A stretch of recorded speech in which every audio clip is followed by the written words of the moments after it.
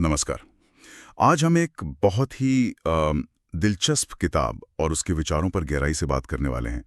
Robert Kiyosaki की unfair advantage. जी हाँ, नमस्कार।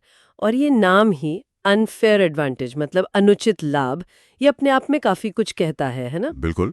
तो ये सिर्फ पैसे कैसे कमाए वाली बात नहीं है। ये इस बात की पड़ताल है कि कुछ लोगों के पास असल में ऐसी क्या बढ़त होती है जिसे कियोसाकी ये नाम देते हैं। सही बात है। ये एक तरह से सिस्टम को समझने की बात है कि दुनिया चलती कैसे है, खासकर पैसे के मामले में। तो आज हमारी कोशिश यही रहेगी कि हम समझें कि ये अनुचित लाभ आखिर है क्या चीज। और जैसा कि कियोसाकी बताते हैं, इसे कोई बना भी सकता है क्या, या ये सिर्फ कुछ ही लोगों के लिए है। अच्छा सवाल है। कियोसाकी का जो आसासी तर्क है वो शुरू होता है हमारी शिक्षा व्यवस्था से। हाँ, वो कहते हैं कि स्कूल हमें अच्छा कर्मचारी बनना सिखाता है ना।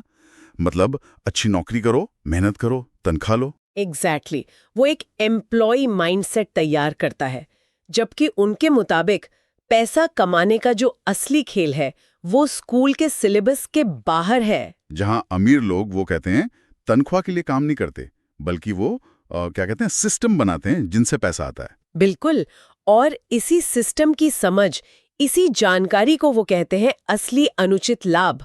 ये कोई जादू नहीं, ये है वित्तीय शिक्षा, फाइनेंशियल एजुकेशन, वो ज्ञान जो आपको स्कूल में आमतौर पर नहीं सिखाया जाता। ये वित्तीय शिक्षा सुनने में तो बहुत भारी शब्द लगता है।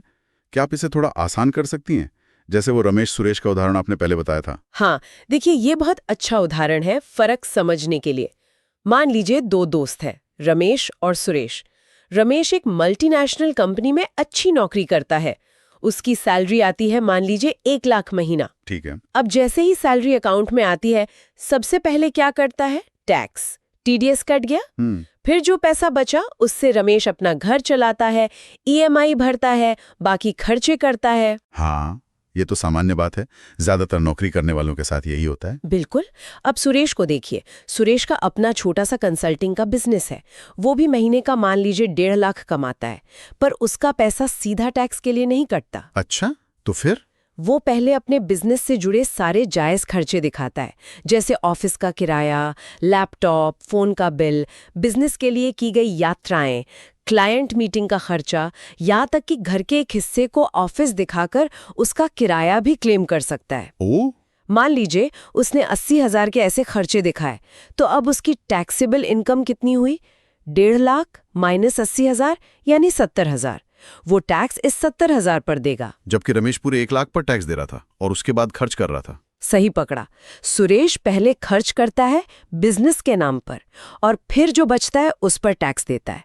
रमेश पहले टैक्स देता है, फिर बचे हुए से खर्च करता है। यह है सिस्टम का फर्क। यह है वित्तीय शिक्षा का एक पहलू। ये तो वाकई अनुचित सा लगता है रमेश के नजरिए से देखे तो, पर ये कानूनी है। हाँ, ये बिल्कुल कानूनी है। और कियोसाकी इसी बात पे जोर देते हैं कि सिस्टम को समझना कितना जरूरी है। ये ज्ञान ही पहला बड़ा एडवांटेज है। कियोसाकी 5 तरह के ऐसे लाभों की बात करते हैं ना, ज्ञान, टैक्स, कर्ज, जोखिम और समय। तो हमने ज्ञान और टैक्स की बात थोड़ी समझी। हाँ, ज्ञान का मतलब है पैसे की भाषा समझना। एसेट क्या है, लायबिलिटी क्या है, कैश फ्लो कैसे मैनेज होता है। ये सिर्फ शब्द नहीं है, ये सोचने का तरीका है। एसेट यानी संपत्ति जो आपकी जेब में पैसा डाले, लायबिलिटी यानी देनदारी जो जेब से पैसा निकाले। ये रिच डैड पुअर डैड में भी था। बिल्कुल। और कैश फ्लो मतलब पैसे का बहाव किधर है, आपकी तरफ आ रहा है या आपसे दूर जा रहा है। ये समझना ही फाइनेंशियल लिटरेसी की शुरुआत है। और टैक्स वाला लाभ, वो तो रमेश सुरेश के उदाहरण से साफ हो गया कि बिजनेस वाले कैसे अपने खर्चों को दिखा के टैक्स बचाते हैं। हाँ, और कियोसाकी एक बड़ी दिलचस्प बात कहते हैं इस बारे में। वो कहते हैं सरकार अमीरों को मतलब बिजनेस ओनर्स और इन्वेस्टर्स को पुरस्कृत करती है। पुरस्कृत करती किस लिए? उनका पैसा वापस अर्थव्यवस्था में डालने के लिए। जब कोई बिजनेस खोलता है, वो नौकरियां पैदा करता है, सामान खरीदता है, जगह किराए पर लेता है, इससे इकोनॉमी चलती है। तो सरकार उन्हें टैक्स में छूट देकर प्रोत्साहित करती है कि वो और पैसा लगाएं और बिजनेस करें। अच्छा, ये एक अलग नजरिया है टैक्स को देखने का। कर्मचारी तो बस अपनी आय पर टैक्स देता है और बस। हाँ, इसीलिए कियोसाकी कहते हैं कि पैसे की भाषा सीखनी जरूरी है। आय, व्यय, संपत्ति, देनदारी, ये सिर्फ अकाउंटिंग के शब्द नहीं है, ये आपकी आर्थिक जिंदगी के बिल्डिंग ब्लॉक्स है। उन्होंने अपने गरीब पिता और अमीर पिता का जो फर्क बताया वो इसी पर आधारित था। गरीब पिता पढ़े लिखे थे, पीएचडी थे, पर पैसे की भाषा नहीं समझते थे। और अमीर पिता जो शायद 8वीं पास थे, वो पैसे का खेल समझते थे। वो जानते थे कि सिस्टम कैसे काम करता है, लेवरेज कैसे इस्तेमाल करते हैं। हाँ, लेवरेज, ये एक और बड़ा कॉन्सेप्ट है उनका। मतलब कम से ज्यादा हासिल करना।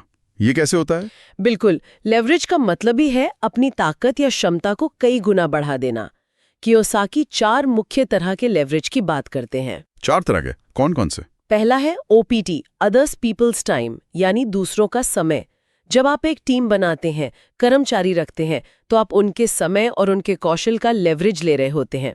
आप अकेले जितना काम कर सकते हैं, उससे कहीं ज्यादा काम टीम के साथ कर सकते हैं। ये तो समझ आता है, बिजनेस में होता है। दूसरा है ओपीएम, अदर्स पीपल्स मनी, यानी दूसरों का पैसा। ये बहुत शक्तिशाली है, जैसे बैंक से लोन लेकर बिजनेस शुरू करना या प्रॉपर्टी खरीदना। मतलब कर्ज लेना। कर्ज तो बुरा माना जाता है आमतौर पर। यहीं पर सोच का फर्क है। कियोसाकी कहते हैं कि अच्छा कर्ज होता है और बुरा कर्ज।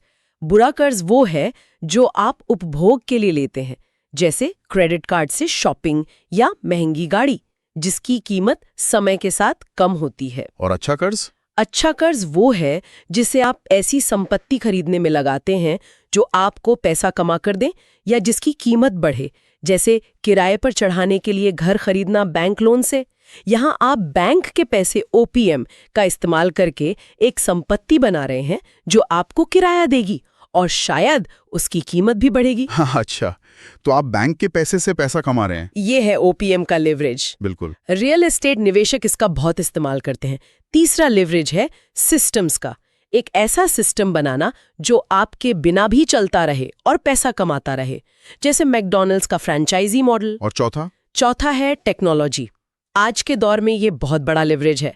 एक ऐप, एक वेबसाइट, ऑटोमेटेड मार्केटिंग, ये टेक्नोलॉजी आपको लाखों लोगों तक पहुंचा सकती है बिना आपकी सीधी मौजूदगी के। प्रयास से बड़े नतीजे हासिल करते हैं। और ये सब सीखने के लिए पारंपरिक शिक्षा शायद काफी नहीं है। सही बात है। कियोसाकी तो पारंपरिक शिक्षा की काफी आलोचना करते हैं। वो कहते हैं कि डिग्री का मतलब पैसा नहीं है। हाँ, उनका कहना है कि स्कूल आपको जानकारी देता है, पर असली शिक्षा, खासकर वित्तीय शिक्षा, मिलती है अनुभव से, बाजार में उतरने से, जोखिम लेने से और गलतियां करने से भी। वो कहते हैं कि स्कूल में गलतियों के लिए सजा मिलती है, नंबर कटते हैं, पर असल दुनिया में गलतियां सबसे बड़ी शिक्षक होती हैं। बिल्कुल। पारंपरिक शिक्षा का फोकस अक्सर होता है अंकों पर, परीक्षाओं में पास होने पर और अंत में एक अच्छी नौकरी पाने पर।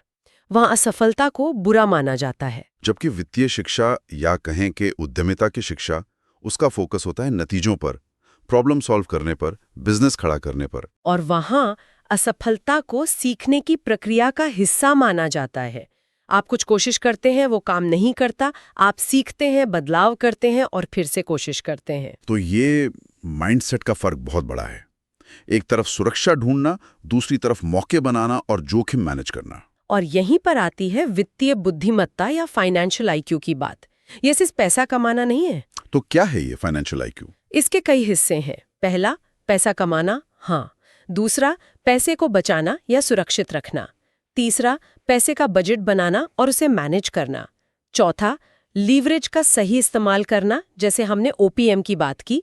और पांचवा, अपनी वित्तीय जानकारी को लगातार बेहतर बनाते रहना, जानकारी बढ़ाते रहना, यानी सीखते रहना। हाँ। और निवेश के बारे में जो डर होता है कि ये बहुत जोखिम भरा है, कियोसाकी का इस पर एक बहुत अच्छा कोट है। क्या? वो कहते हैं, investing is not risky, being financially uneducated is risky. मतलब निवेश करना जोखिम भरा नहीं है, वित्तीय रूप से अशिक्षित होना जोखिम भरा है। वाह, ये तो सोचने वाली बात है। मतलब जानकारी और शिक्षा से आप जोखिम को कम कर सकते हैं, उसे समझ सकते हैं, मैनेज कर सकते हैं। एग्जैक्टली, अज्ञानता ही असली जोखिम है। कियोसाकी और उनके स्रोत नेटवर्क बनाने पर भी बहुत जोर देते हैं। ये कहावत भी है, your network is your net worth. हाँ, ये बहुत महत्वपूर्ण है। आप किन लोगों के साथ उठते बैठते हैं, किन से सलाह लेते हैं, इसका आपकी सोच और आपके अवसरों पर बहुत असर पड़ता है। सलाह दी जाती है कि ऐसे लोगों से जुड़ें जो पैसे, कानून, टैक्स और बिजनेस में आपसे ज्यादा जानते हों। उनसे सीखें। मेंटर्स का होना, एक अच्छे सलाहकार का होना बहुत मदद कर सकता है। ये भी एक तरह का लेवरेज है दूसरों के ज्ञान और अनुभव का लेवरेज। और अंत में वो उद्यमिता यानी एंटरप्रेन्योरशिप को ही भविष्य की सुरक्षा मानते हैं। ये थोड़ा विरोधाभासी नहीं लगता? उद्यमिता तो जोखिम भरी मानी जाती है। देखिए, उनका तर्क ये है कि पारंपरिक नौकरी की सुरक्षा अब एक भ्रम बनती जा रही है। टेक्नोलॉजी बदल रही है, एआई आ रहा है, ऑटोमेशन बढ़ रहा है, कंपनियां कभी भी छंटनी कर सकती हैं। हाँ, ये तो आजकल हम देख ही रहे हैं। तो ऐसे में असली सुरक्षा किसमें है? किसी और के कंपनी पर निर्भर रहने में, या अपना खुद का सिस्टम बनाने में, अपनी आय के स्रोत खुद नियंत्रित करने में? इस नजरिए से देखें तो बात में दम है। अपना सिस्टम बनाना, अपने पैसे पर कंट्रोल रखना, ये ज्यादा टिकाऊ सुरक्षा दे सकता है शायद। कियोसाकी के अनुसार यही नई नौकरी सुरक्षा है, अपना खुद का बिजनेस या निवेश का सिस्टम बनाना। ये सिर्फ अमीर बनने के लिए नहीं, बल्कि बदलती दुनिया में टिके रहने के लिए जरूरी होता जा रहा है। तो अगर हम इस पूरी चर्चा को समेटें तो मुख्य बातें क्या निकल कर आती हैं श्रोताओं के लिए? मेरे ख्याल से सबसे पहली और जरूरी बात है मानसिकता में बदलाव। कर्मचारी वाली सोच से निकलकर एक निवेशक या उद्यमी की तरह सोचना शुरू करना। दूसरी बात, पैसे की भाषा सीखना। Asset, liability, cash flow, leverage, इन शब्दों को और इनके पीछे के कॉन्सेप्ट्स को समझना। तीसरी बात, उन अनुचित लाभों को समझना और उन्हें बनाने की कोशिश करना, चाहे वो ज्ञान के जरिए हो, टैक्स कानूनों को समझकर हो, या लेवरेज का सही इस्तेमाल करके हो। और ये जरूरी नहीं कि हर कोई कल से ही नौकरी छोड़ के बिजनेस शुरू कर दे। बिल्कुल नहीं, लेकिन अपनी आय का कुछ हिस्सा निवेश करना सीखना, साइड में कुछ शुरू करने के बारे में सोचना, या कम से कम अपनी वित्तीय जानकारी बढ़ाना, ये कदम कोई भी उठा सकता है। आर्थिक रूप से साक्षर होना आज के दौर में सबके लिए महत्वपूर्ण है। सही कहा। तो ये सिर्फ उद्यमी बनने की बात नहीं, बल्कि आर्थिक रूप से ज्यादा जागरूक और सक्षम बनने की बात है। हाँ, और शायद श्रोताओं के लिए एक सवाल हम छोड़ सकते हैं सोचने के लिए। जरूर। इन सारी बातों के आधार पर अगर किसी को आज अपनी वित्तीय स्वतंत्रता की यात्रा शुरू करनी है, तो वो सबसे पहला, सबसे महत्वपूर्ण और सबसे व्यावहारिक कदम क्या हो सकता है जो वो उठा सकते हैं? बहुत अच्छा सवाल है। और इसी सवाल के साथ हम आज की ये गहरी बातचीत यहीं समाप्त करते हैं। उम्मीद है ये चर्चा श्रोताओं को सोचने पर मजबूर करेगी कि वो अपनी वित्तीय शिक्षा और समझ को कैसे और बेहतर बना सकते हैं। धन्यवाद।